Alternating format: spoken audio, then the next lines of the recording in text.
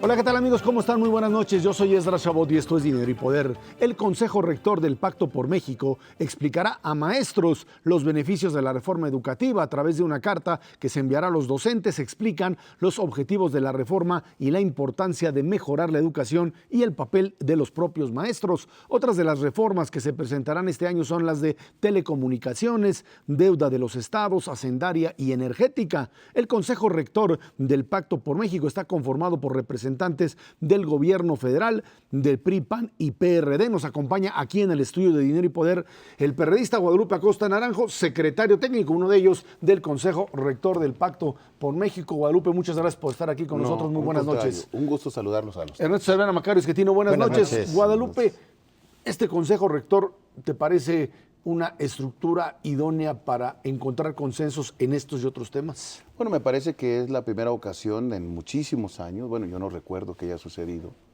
que los tres partidos más importantes del país y el gobierno de la República hubiesen podido tener un acuerdo de una agenda tan amplia, con mecanismos de verificación y seguimiento de los acuerdos, con un calendario para ir implementando cada una de las reformas, e iniciado un sexenio, sin una crisis económica de por medio y con la urgente necesidad de lograr transformaciones en el país en temas muy importantes, básicamente como se dijo en el pacto, porque poderes fácticos, poderes económicos y políticos en muchos casos se sobreponen a las estructuras del Estado mexicano y de la democracia formal.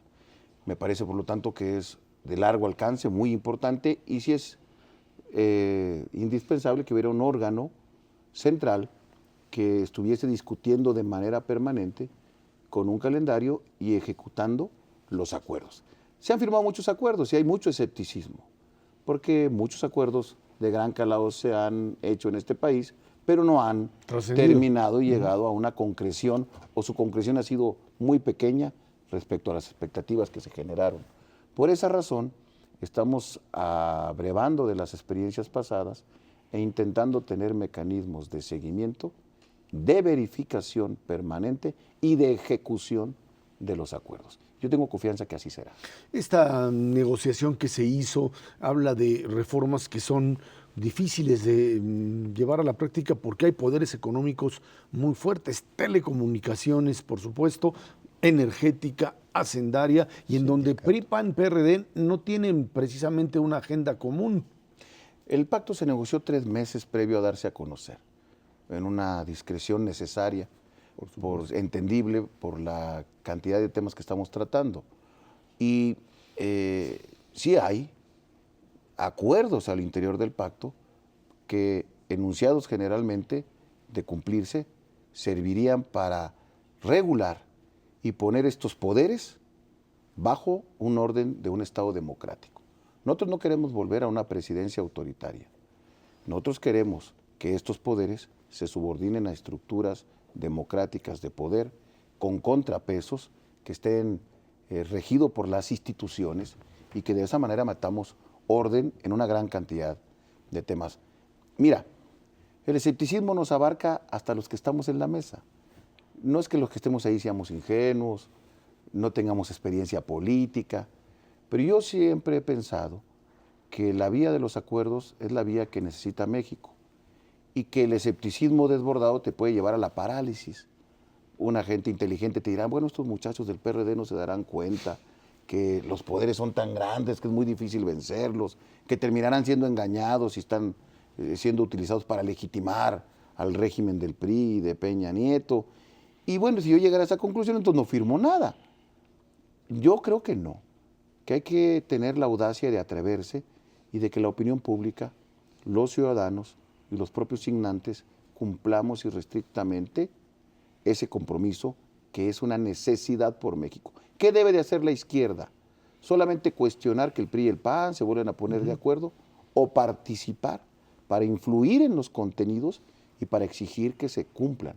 Y hemos decidido en el PRD seguir esta vía, no porque no sepamos a lo que nos enfrentamos y las dificultades que están por enfrente, sino porque creemos que se necesita cambiar a México y que hay que empujar por la vía de un acuerdo político de esta naturaleza.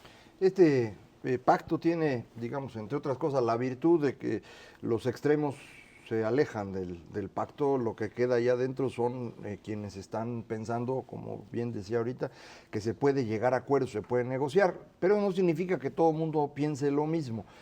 Por ejemplo, en el documento del pacto se mencionan algunas medidas en términos de reforma energética, pero el PRD ayer acaba de anunciar pues una propuesta de reforma que no es exactamente lo mismo que viene ahí en el pacto.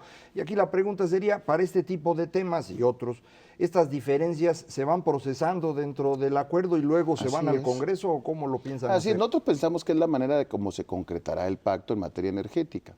En el pacto, si ustedes lo ven, bajo ninguna circunstancia se habla de cambiar la propiedad de la nación sobre el petróleo.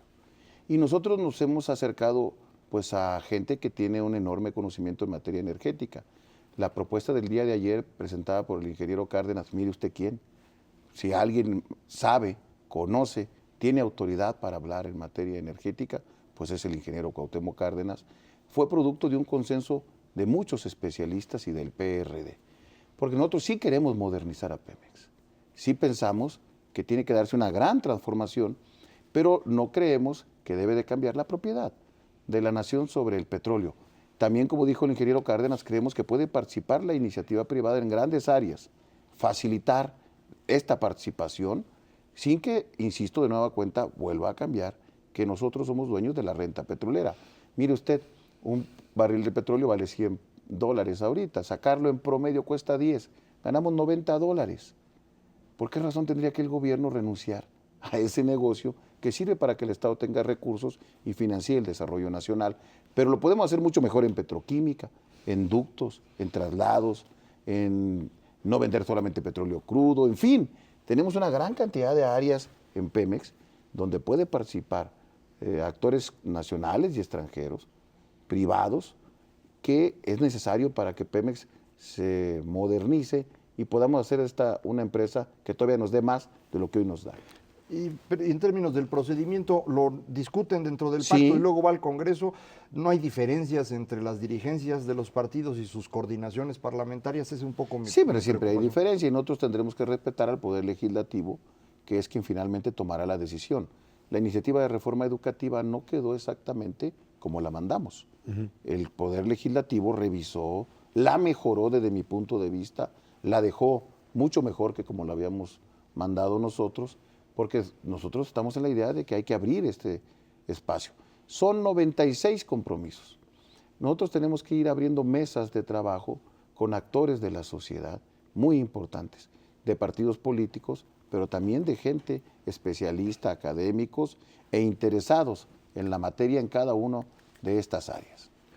Guadalupe, esta característica del pacto y la forma en la que se han venido tomando decisiones ha impactado no solamente al ámbito nacional, sino con muchísima fuerza al ámbito internacional. La gente, los inversionistas a nivel de otros países están viendo que México finalmente tiene un mecanismo para poder cambiar. Todo lo que nos estacionamos durante los últimos, yo diría, 25 a 30 años, y muy específicamente de 1997 a la fecha, que nacimos a la democracia y donde generamos el sistema político perfecto para no tomar decisiones o tomarlas muy lentamente, hoy está cambiando. Parte de la expectativa implica una responsabilidad muy fuerte, una responsabilidad para que efectivamente los 90 y tantos acuerdos o propósitos que se hicieron de reformas verdaderamente se lleven a cabo. Y en ese contexto, un poco la duda y el escepticismo que se ve desde el exterior es, ¿no se van a levantar de la mesa de repente? Nosotros no.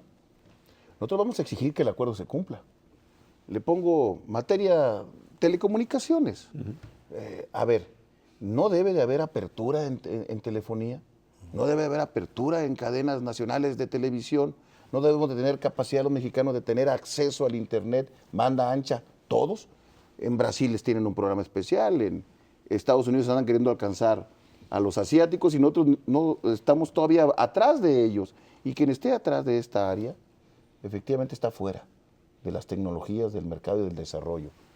¿Si eso va a afectar a Televisa? Sí. ¿Va a afectar a Telmex? Sí. ¿Hay poderes fácticos que tienen nombres? Sí, sí los tienen, todo el mundo lo sabemos. Estoy poniendo dos. casos muy específicos que se van a enojar, pues tendrán que volverse a contentar.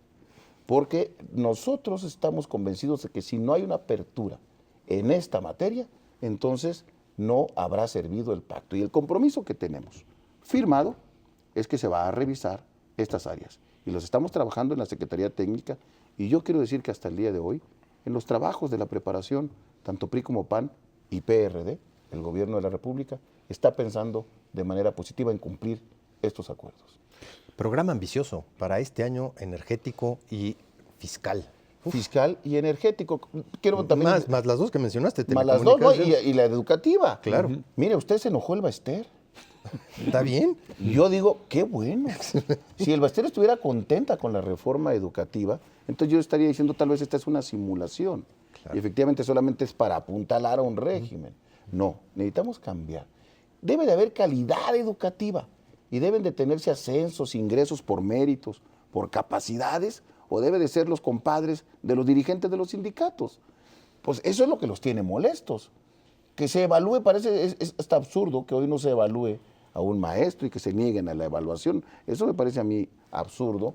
Y en reforma energética o en reforma fiscal, nosotros estamos de acuerdo en entrar a una revisión a fondo en materia fiscal.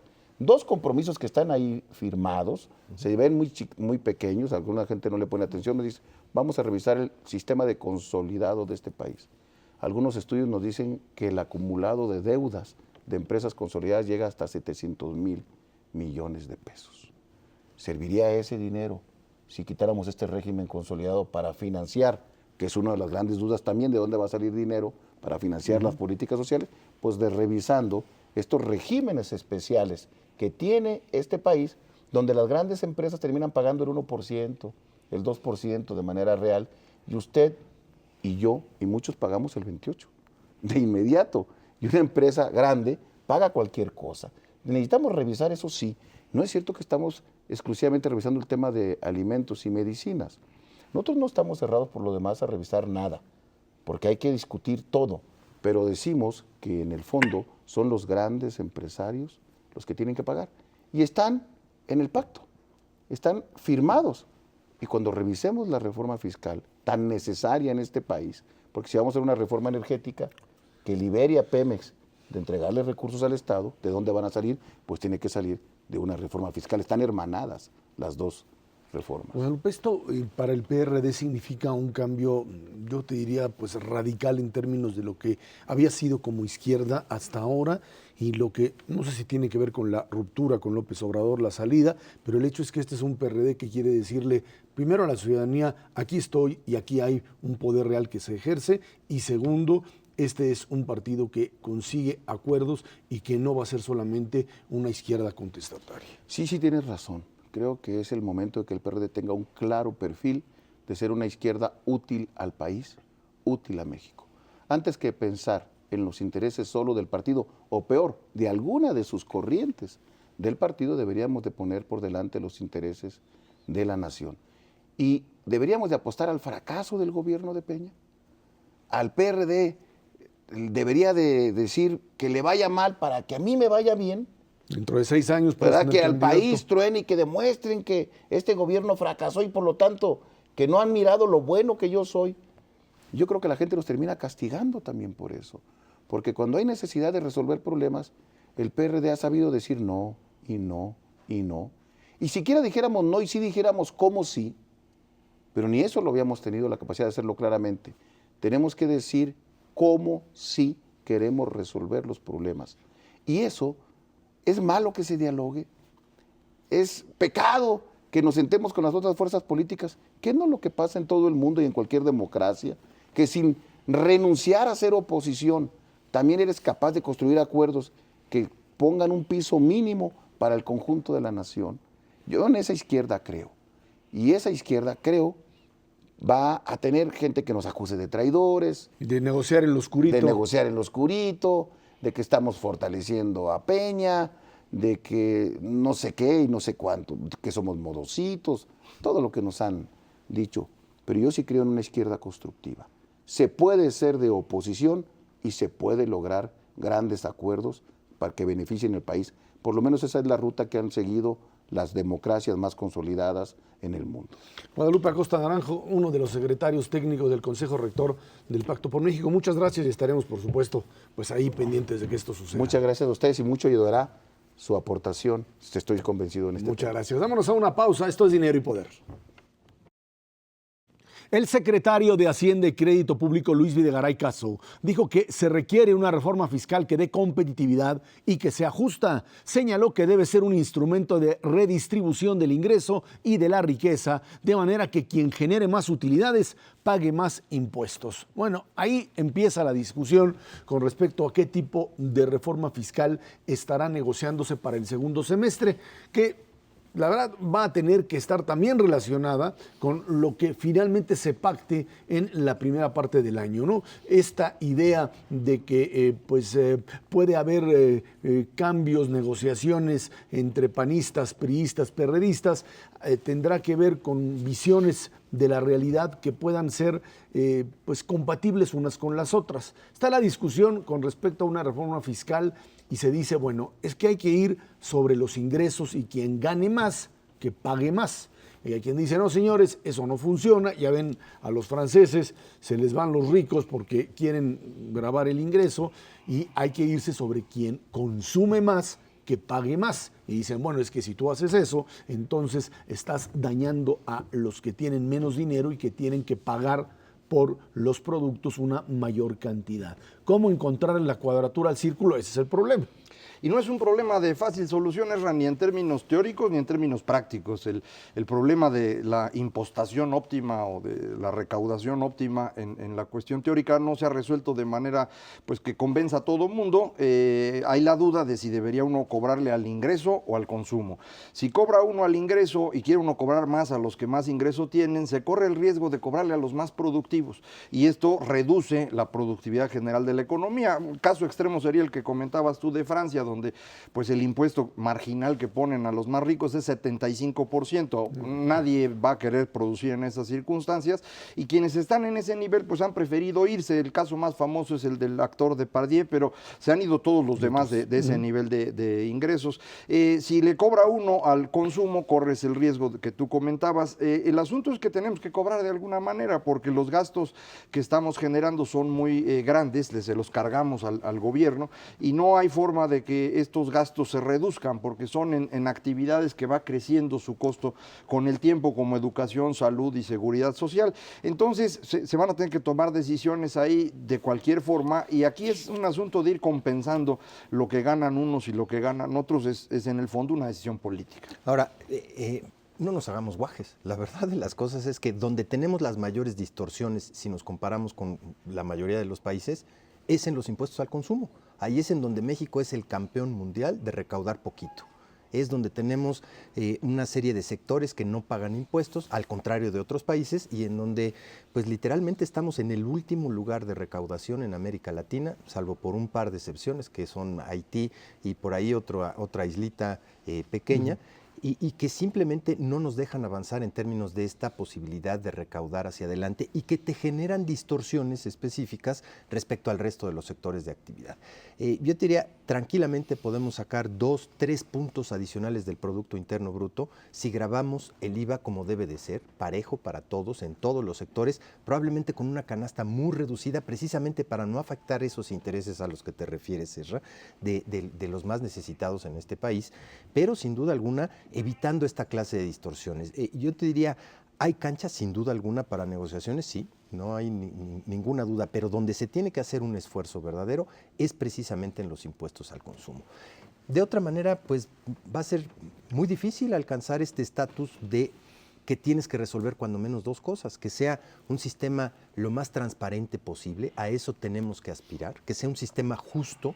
No estamos muy lejos de eso en términos de un incremento proporcional de los impuestos que pagan precisamente conforme va aumentando el ingreso, pero al mismo tiempo que te genere las menores distorsiones posibles. Y ahí es en donde tenemos que avanzar muy rápidamente para verdaderamente generar mayor recaudación. En el caso del IVA, el problema es aumentar el impuesto a valor agregado todavía más. Hay quien diría esto ya es excesivo, aunque hay muchos países que lo tienen 18, 19%, hasta en o 22, 20 y tantos sí. por ciento, ya en casos muy extremos. O también esta idea de que aquellos que tienen tasa, aquellos productos de tasa cero, por ahí se cuela la evasión fiscal, aquellos que están exentos, digamos, como tales estos productos, y ahí no solamente estos productos quedan exentos, sino aquellos que facturan que lo único que venden es este tipo de productos y por ahí se da una pues salida muy fácil para muchos y no pagar el IVA. Hay los que no causan, hay los que son exentos y hay los que tienen tasa cero. Son tres cosas que son diferentes en el fondo técnicamente, pero son impuestos que no se están pagando. Es el caso de alimentos y medicinas, que es lo famoso,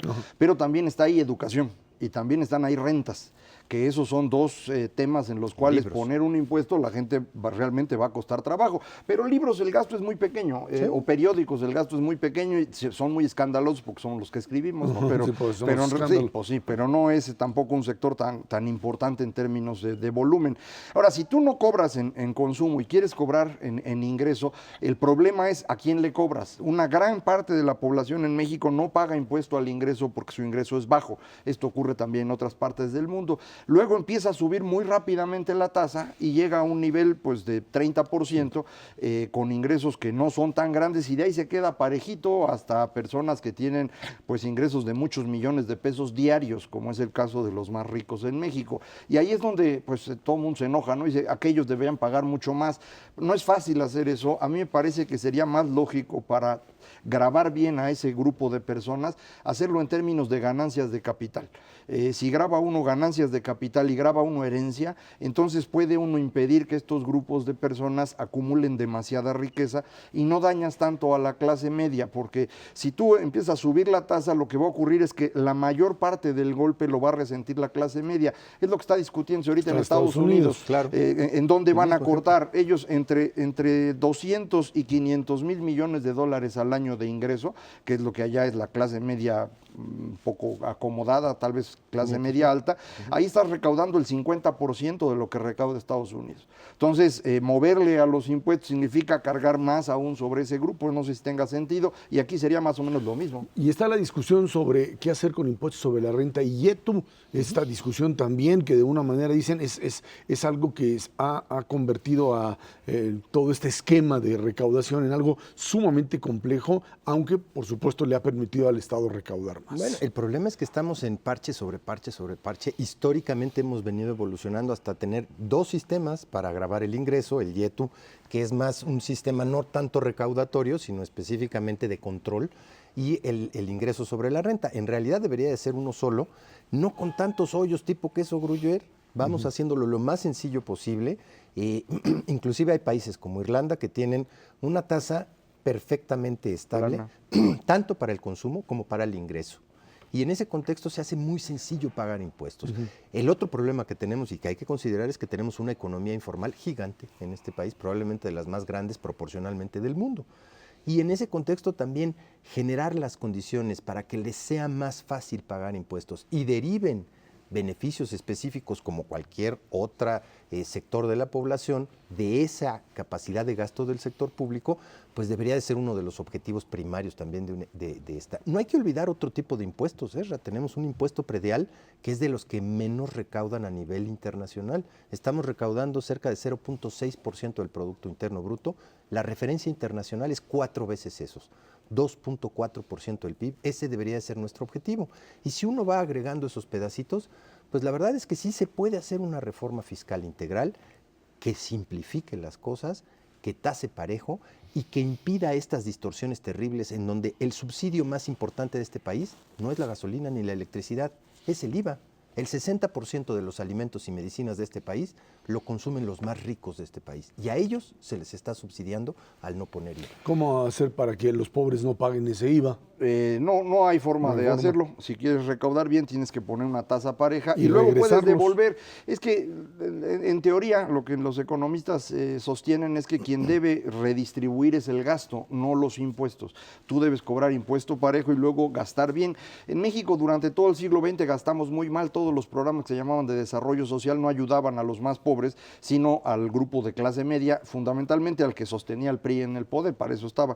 Los programas que realmente han sido progresivos son como Oportunidades o Piso Firme o el Seguro Popular, y ya no estamos moviendo en esa dirección. Entonces, por eso la reforma debe incluir no solo impuestos, sino también cómo se va a gastar.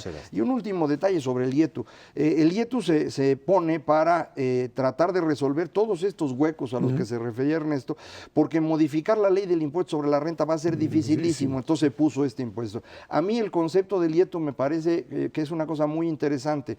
Es mucho mejor cobrar el IETU que cobrar el impuesto sobre la renta, porque estás cobrando sobre flujo, es una especie de IVA en la producción. Entonces sería mucho más útil, pero sí tendría que modificarse bastante y tendrías que quitar el impuesto sobre la renta. Eso sería también complicado, pero bueno, ahí está la negociación. Esperemos que algo salga y que el gobierno pueda recaudar más y gastar bien, que es lo que ese es el punto, tiene es parte de la reforma integral. Todo quieren. Todo quieren. Vámonos a una pausa, de regreso. Otro cambio importante en política exterior, transformarla para que finalmente le dé algo concreto al país. Esto es Dinero y Poder.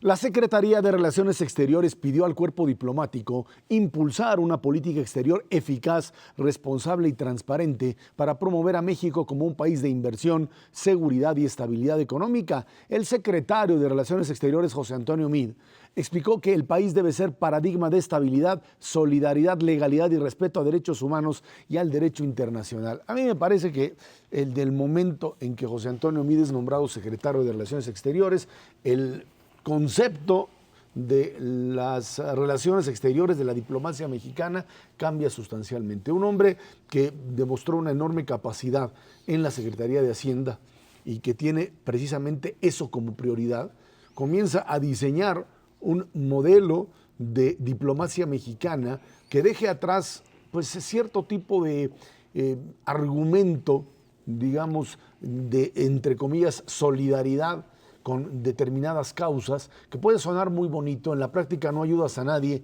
ni te ayudas a ti mismo, y comenzar a apostar por una política exterior pragmática que beneficie a los mexicanos que viven fuera del país, pero también al interés propio de México, que es lo que finalmente diplomacias exitosas hacen y de una manera muy clara pues obtienen a partir de esos resultados muy positivos en muchos países, y no estar jugando a cierto tipo de unidad política con determinados grupos que en la práctica no te da nada, absolutamente nada, y no hay para aquel mexicano que vive dentro o fuera del país una ganancia real, un beneficio real de ese tipo de discursos.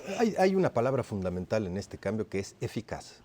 Si se busca una diplomacia eficaz para México, que es parte del discurso integral del nuevo secretario de Relaciones Exteriores, hay dos áreas fundamentales en ese contexto. Una es verdaderamente la promoción de México en el exterior.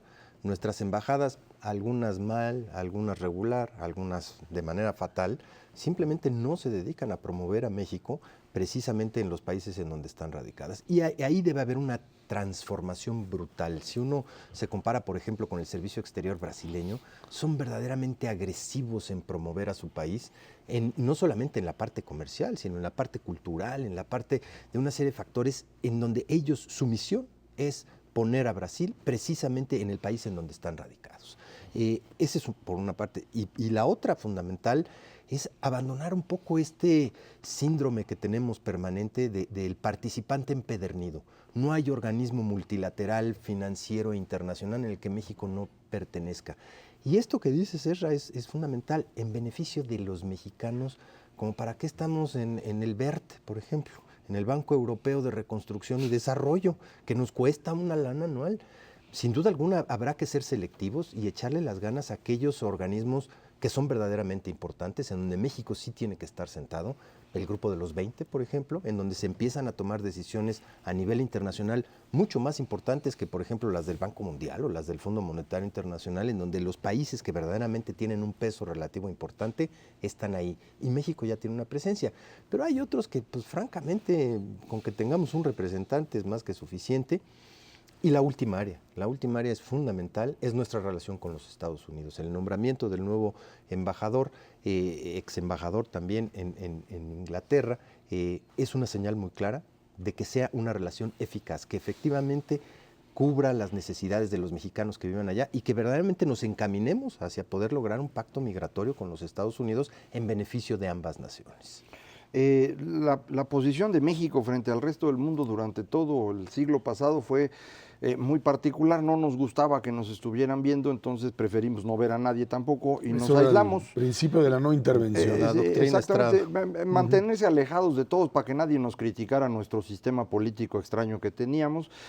Ocasionalmente pues salíamos a defender a América Latina frente a Estados Unidos, pero pues era pues, una defensa digamos muy, muy suavecita, porque no fuera que se enojaran los gringos y nos agarraban a todos. Entonces esta forma de actuar de México durante el siglo XX en una secretaría que tiene pues un servicio civil muy bien hecho, implica que muchas de estas cosas se van manteniendo en el tiempo y es difícil corregirlas. La gente que se dedica a cuestiones internacionales, yo no hago de eso, pero quienes se dedican a esto interpretan el mundo de una manera un poco diferente. A mí siempre me ha costado trabajo entender bien cómo lo hacen, y lo hacen a través de los acuerdos que van teniendo los países, las negociaciones, y esto les permite ir encontrando los espacios en donde debe uno acomodarse. Entonces, por la tradición mexicana de aislamiento, pues no hemos sabido, creo yo, aprovechar a fondo la globalización, porque hacerlo implicaría pues no solamente intervenir de una manera más agresiva en distintos foros como lo hace Brasil, sino pues de plano participar con fuerzas armadas en Naciones Unidas como lo hacen muchos países, competir en serio por el Consejo de Seguridad, y es algo que nos cuesta mucho trabajo. Entonces esto nos ha limitado, me parece. No sé si el nombramiento del señor Meade esté dentro de esta lógica de irnos moviendo en esa dirección, o si es simplemente pues un poco de matiz a lo que se hacía anteriormente. No es la primera vez que una persona especialista en cuestiones económicas y financieras está a cargo de la Secretaría de Relaciones Exteriores. Ya estuvo Carrillo Flores hace muchos años. José Ángel Gurría. Y ya estuvo José Ángel Gurría hace 20 años. Creo que con buen desempeño en ambos casos, y no dudo que José Antonio Meade tenga la capacidad de hacerlo. Además, ser muy buen economista, es muy hábil para las negociaciones. Algo que coincido con Ernesto, también tiene nuestro nuevo embajador en Estados Unidos, Medina Mora, que son muy hábiles para negociar, para la cuestión diplomática.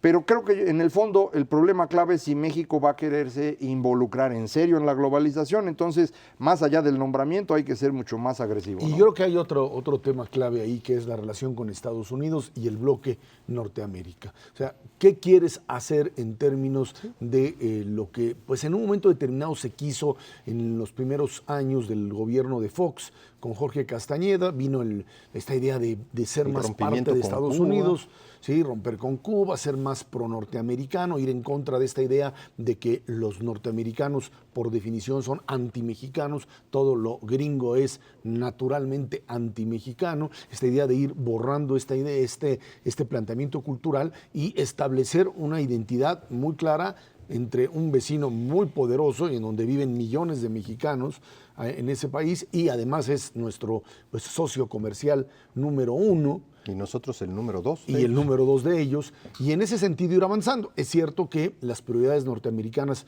cambiaron después del 11 de septiembre de 2001, y a partir de ese momento pues parece que el asunto se quedó ahí parado.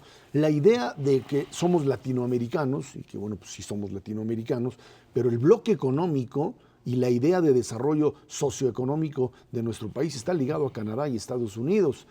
Pensar diferente y suponer que todavía somos parte de una unidad económica en América Latina, me parece que es simplemente perder la noción de hacia dónde va el proceso de integración económica del país. No, está muy claro, va mucho más allá del proceso de solamente preservar la parte de libre comercio. Hay un proceso de integración económica que tiene que pues abordarse en estos 6 años, sin duda alguna, y abrazarse. México tiene que avanzar junto con Estados Unidos en la parte migratoria, como lo mencioné, en la parte de energéticos, que hemos querido dejar a fuerza de lado, en la parte de medios, de telecomunicaciones, en la parte de regulaciones, si realmente queremos ser una zona integrada, y una que engloba a todos los demás, la parte de seguridad, que es prioridad para los estadounidenses y que es prioridad para los mexicanos. Medina Mora, sin duda alguna, con la experiencia que tiene anterior a haber sido embajador en Inglaterra, pues trae un cúmulo de cosas que se pueden negociar con los norteamericanos en beneficio de todos, en beneficio de los estadounidenses, pero desde luego en beneficio de los mexicanos, intercambio de información, lavado de dinero, cosas que hemos venido avanzando, pero a gallo gallina, cuando necesitamos avanzar a pasos mucho más dinámicos. Y efectivamente, cuando el comercio que tenemos con otras regiones del mundo avanza, pero es chiquitito proporcionalmente a lo que tenemos, ni para qué estamos dudando en dónde tiene que venir el desarrollo hacia adelante, sobre todo con la perspectiva de crecimiento que tiene Estados Unidos para los próximos 10 años, vis a vis otras regiones del mundo. Pero América Latina no existe, yo no sé de dónde salió esa idea. No, es que, pues es de que Simón nunca, Bolívar, perdón, pero nunca ha existido, nunca ha habido ni unidad política ni unidad económica, no pensamos lo mismo, no tenemos la misma historia, porque todo el mundo dice que tenemos la misma historia, fuimos colonia española, no es cierto, es muy diferente la historia de México y Perú de la que tienen todos los demás países. Brasil en particular tiene una historia totalmente diferente, Chile, y Argentina. Brasil es el centro de Sudamérica. Lo que sí existe es Sudamérica y Centroamérica, y ahí es donde tenemos que tomar la decisión. Asociarnos con Sudamérica no tiene ningún sentido para México, es competir directamente con Brasil, algo que en mi opinión está condenado al fracaso. Brasil es el centro de Sudamérica y lo va a ser en el futuro, entonces no creo que valga la pena ir a competir allá, y creo que el espacio de influencia natural de México es Centroamérica y el Caribe, y ahí es donde México tendría que ser mucho más inteligente. Por ejemplo, hemos perdido a Cuba por completo, y Cuba ahora, en mi opinión, es más una amenaza que una oportunidad para México, porque no hemos sabido decidir qué queremos. Primero nos separamos y luego el señor Calderón estuvo yendo a hacerle ojitos a Fidel Castro, yo no entiendo por qué. Ahora Cuba controla Venezuela, según todo parece indicar, ya no es una cuestión menor lo que está ocurriendo. Hay que tomar decisiones y hay que pensar bien qué queremos hacer. Nuestros problemas de crimen organizado, si acaso hemos logrado que mejoren un poquito acá, se ha movido a Centroamérica de manera brutal. Bueno, ¿ahí qué vamos a hacer? Nuestra relación con Estados Unidos también depende de cómo establecemos nuestra influencia en Centroamérica. Son las decisiones que hay que tomar, y yo creo que seguirle al cuento de veras de América Latina no tiene sentido. Ese es un concepto inventado en Francia para hablar de toda esta zona del mundo, pero no tenemos ni historia común, ni economía común, ni tenemos las mismas ideas políticas, y peor, el enemigo más serio que México tiene en política exterior en el mundo se llama Brasil. Entonces, ¿para qué estamos haciendo? Es bastante claro, y además en cada una de estas iniciativas que hemos venido haciendo desde hace una buena cantidad de años, pues primero fue Grupo Contadora, y luego fue el Grupo de los 8, y luego llegaron los brasileños y dicen ahora se va a llamar Grupo de Río, y el control lo voy a tener yo sobre los latinoamericanos. Pues hemos dejado de tener esa participación, no hay ninguna duda. Yo le añadiría a Centroamérica el eje que conformamos los países que nos parecemos más, probablemente no en historia, pero sí en la manera en que está organizada nuestra economía y enfrentamos el libre comercio, que es el eje México, evidentemente la parte de Centroamérica, Perú, Colombia y Chile. Ahí hay un eje completamente diferente de la dominancia que tiene Brasil sobre el resto de América del Sur. Ahí coincido totalmente, es difícil. Ellos nunca han sido pro libre comercio, ni lo serán, ni siquiera entre ellos, y habrá que ver cómo se desarrollan, pero en este eje de países viendo hacia el Pacífico, sí tenemos mucho que hacer hacia adelante. Y ahí hay un espacio reciente que es el TPP, es cómo vamos a participar ahí, si hacemos un bloque para entrar, pues podría ser muy interesante, ¿no? Y además en Colombia y Chile y Perú, creo que México sería atractivo para tener un contrapeso frente a Brasil. Ese sería una jugada, ahí hay que aprender a jugar y jugar bien. Vámonos a una pausa y de regreso. La economía mexicana en principios del 2013 con muy buenas perspectivas. Esto es Dinero y Poder. El indicador global de actividad económica del país registró en octubre pasado un incremento de 4.3% a tasa anual, y la inversión fija bruta también aumenta 9.5% en términos reales. Sin embargo, pese al desempeño de la economía nacional, Banco Mundial advierte que México está por debajo de su potencial de desarrollo porque subutiliza sus recursos humanos y desaprovecha el sistema educativo. No nos vino a informar nada nuevo Banco Mundial. Lo cierto es que los datos que se dan de la economía mexicana para 2012 fueron, no sé, a lo mejor en otro contexto uno diría, pues un año regular. Para México fue un año muy bueno y abre la puerta para que con estos cambios que ya hemos platicado en distintos niveles, bueno, pues pudiésemos dar un brinco muy importante. Sobre todo porque ya sería el tercer año consecutivo en el que la economía mexicana crece por arriba del 4%. Hace un buen rato que no se daba eso en la economía mexicana. Y también muy importante estos últimos datos porque revierte la tendencia. Tuvimos un muy mal tercer trimestre. La verdad es que la desaceleración fue fuerte, especialmente en nuestro sector industrial, y arrastró también al sector servicios. El último trimestre del año pasado, aparentemente con los datos a octubre, está dando un jalón, y un jalón muy importante hacia arriba, con factores críticos para el crecimiento hacia adelante. La inversión creciendo al 9.5%, lo que augura es un mejor crecimiento de la economía para el 2013. Y en ese contexto también un crecimiento del IGAE, que lo que aproxima es la producción total, el Producto Interno Bruto de manera mensual, creciendo arriba del 4, en octubre 4.3%, quiere decir que se reactivó de manera muy importante las manufacturas, otra vez pegándole al crecimiento muy cercano al 4%, y la parte de servicios, que sin duda alguna se habían frenado un poquito en el tercer trimestre, volvieron a crecer.